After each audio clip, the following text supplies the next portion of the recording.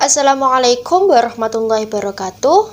Kami dari kelompok 5, kelas 1E, jurusan Tadris Matematika, UIN 1 Tulungagung, akan mempresentasikan salah satu materi dari mata kuliah Logika Dasar Matematika, yaitu prosedur pembuktian dalam matematika. Namun sebelumnya, mari kita berkenalan dulu dengan anggota dari kelompok kami. Yang pertama, ada Yunita Nurisma. Lalu yang kedua ada Ahmad Zulwafabillah, yang ketiga ada Wandria Puspawidiasari, dan yang terakhir yaitu saya sendiri, yaitu Zafira Zaradian Fitriani.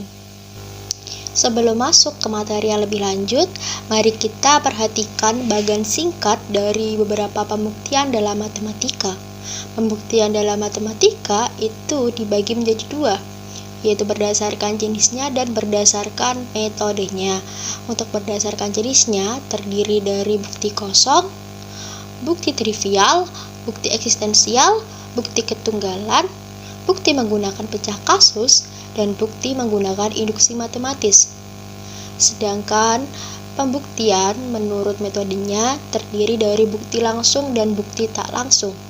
Bukti langsung terdiri dari konstruksi langsung, sedangkan bukti tak langsung terdiri dari kontraposisi dan kontradiksi. Pembuktian matematika menurut jenisnya. Pertama yaitu bukti kosong. Bukti kosong menyatakan bila hipotesis P pada implikasi jika P maka Q sudah bernilai salah, maka implikasi jika P maka Q selalu bernilai benar apapun nilai kebenaran dari Q. Contohnya yaitu, misal, N anggota bilangan asli. Buktikan jika N ditambah 1 per N kurang dari 2, maka N kuadrat ditambah 1 per N kuadrat kurang dari 4 bernilai benar. Bukti, ada N sama dengan 2, anggota bilangan asli. Perhatikan bahwa 2 ditambah 1 per 2 kurang dari 2, maka hasilnya adalah 2,5 kurang dari 2. Pernyataan ini bernilai salah. Karena P bernilai salah, maka pernyataan di atas terbukti benar. Selanjutnya yaitu bukti trivial. Bukti trivial menyatakan bila konklusi Q pada implikasi jika P maka Q bernilai benar, maka implikasi tersebut selalu bernilai benar apapun nilai kebenaran dari P. Contoh, tunjukkan jika X lebih dari -1 dan X kurang dari 1, maka X kuadrat per X mutlak ditambah 1 lebih dari 0 bernilai benar untuk semesta bilangan real. Bukti, pilih X sama dengan 0,5 anggota bilangan real. Perhatikan bahwa 0,5 kuadrat per 0,5 mutlak ditambah 1 lebih dari 0 menghasilkan 0,166 lebih dari 0 bernilai benar. Karena Q bernilai benar, maka pernyataan di atas terbukti benar. Lalu selanjutnya ada bukti eksistensial. Ada dua tipe dari bukti eksistensial, yaitu bukti konstruktif atau bukti yang eksistensinya ditunjukkan secara eksplisit, dan bukti non-konstruktif atau bukti yang eksistensinya tidak ditunjukkan secara eksplisit. Untuk contohnya, tunjukkan bahwa pernyataan ada bilangan prima yang tidak ganjil bernilai benar. Untuk buktinya, dapat dibuktikan dengan menunjukkan angka 2. Karena angka 2 adalah bilangan prima yang termasuk ke dalam bilangan genap. Jadi, pernyataan ada bilangan prima yang tidak ganjil itu bernilai benar. Lalu selanjutnya adalah bukti ketunggalan. Dalam menunjukkan adanya ketunggalan, yang pertama harus dilakukan adalah menunjukkan adanya eksistensi atau objek. Misalkan objek tersebut adalah X. Ada dua pendekatan yang dapat ditempuh untuk menunjukkan bahwa X adalah satu-satunya objek yang memenuhi. Yang pertama, ambil sebarang objek, misalkan itu adalah Y, maka ditunjukkan Y sama dengan X, atau misalkan Y adalah sebarang objek lainnya dengan Y tidak sama dengan X, ditunjukkan dengan adanya suatu kontradiksi. Contohnya, buktikan terdapat satu solusi untuk persamaan linier 5x sama dengan 25 dengan x merupakan elemen dari bilangan real. Buktinya, dengan sifat bilangan real, X X sama dengan 5 merupakan solusi dari persamaan linier 5X sama dengan 25. Selanjutnya akan dibuktikan bahwa X sama dengan 5 merupakan satu-satunya penyelesaian dari persamaan linier 5X sama dengan 25. Misalkan X1 dan X2 merupakan solusi dari persamaan linier 5X sama dengan 25, maka berlaku 5X1 sama dengan 25 dan 5X2 sama dengan 25. Diperoleh hasil 5X1 sama dengan 5X2. Dan kita dapatkan X1 sama dengan X2. Jadi, X sama dengan 5 merupakan satu-satunya penyelesaian untuk persamaan linier 5X sama dengan 25. Bukti menggunakan pecah kasus. Jika tidak dimungkinkan untuk membahas semua kasus sekaligus, maka suatu bukti perlu dipecah-pecah ke dalam kasus per kasus. Dalam membagi kasus juga harus memastikan bukti kita telah mencakup semua kemungkinan. Contoh, buktikan bahwa jika P bilangan real maka mutlak X mutlak Y sama dengan mutlak XY. Bukti P bilangan real Q sama dengan mutlak X mutlak XY. P maka Q sama P maka Q kongruen maka P1 maka Q tutup kurung konjungsi P2 maka Q tutup kurung konjungsi P3 maka Q tutup kurung konjungsi P4 maka Q. Bagi kasus P1 maka Q benar, P2 maka Q benar, P3 maka Q benar, P4 maka Q benar. Bukti menggunakan induksi matematis. Prinsip induksi matematis ini adalah untuk inferensi terhadap pernyataan tentang N di mana N berjalan pada himpunan bilangan bulat.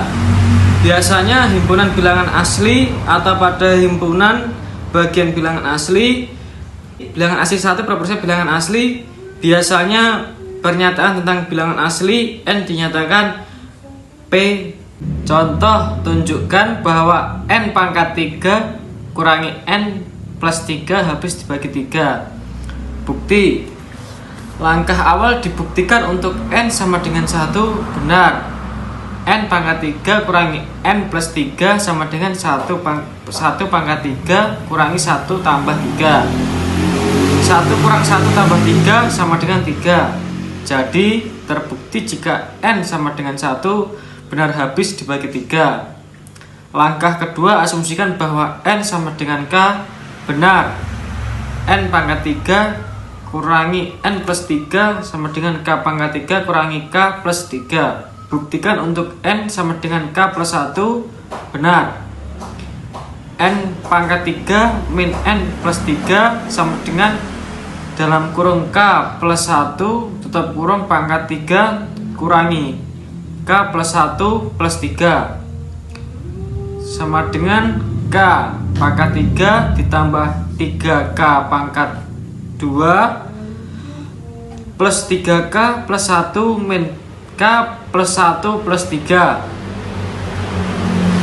dalam kurung K pangkat 3 kurangi K plus 3 tutup kurung tambah 3K pangkat 2 plus 3K plus 2 habis dibagi 3 tidak habis dibagi 3.